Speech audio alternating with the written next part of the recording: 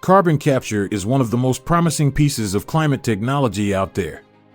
If used correctly, it has the potential to not only halt climate change, but turn back time and repair the damage we have done. The Caltech spin-off Captura has developed an ocean-based carbon capture technology that is poised to not only be one of the cheapest on the market, but also has the potential to reach the gigaton per year capacity level. No wonder it has attracted massive investment from the DOE and Elon Musk. But how does this technology work? And can it really stop climate change? Captura's technology removes carbon dioxide from the ocean. They use a process known as electrochemical pH swing, which is far more straightforward than it sounds.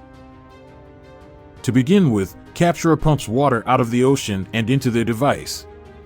Once inside, they pass 1% of the sample through a bipolar membrane.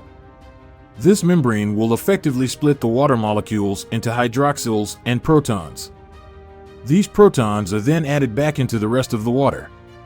Now, acidity is just a measurement of how many free protons are in a substance, so this process increases the acidity in the water sample. The bicarbonate in the water reacts with these protons, effectively splitting it back into water and carbon dioxide, which bubbles up out of the water. The carbon dioxide is then siphoned off, and the hydroxyls are put back into the water, neutralizing the acidity, and then the water is returned to the oceans. Water containing less carbon dioxide can absorb it much quicker than those with higher levels. So even though Captura only takes carbon dioxide out of the ocean, it is, in effect, pulling carbon dioxide out of the atmosphere.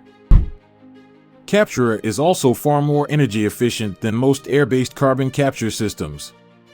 Air-based systems need powerful fans to blow vast amounts of air over their solvents and filters to capture enough carbon dioxide. They then need to use heat to release this stored carbon, so they can siphon it away.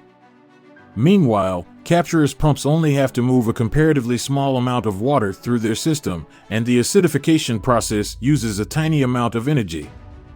This means Captura uses significantly less energy than its rivals.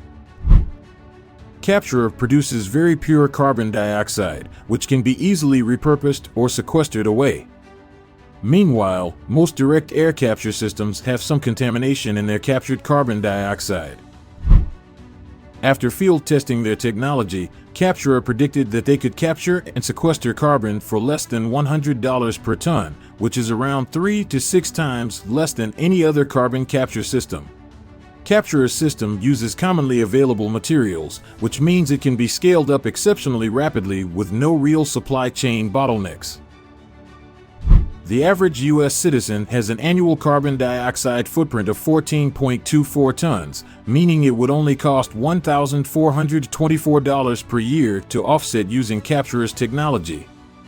This also means that if they can reach a capacity of a gigaton per year, they can offset 70 million U.S. citizens' emissions, equivalent to 21% of the U.S. population.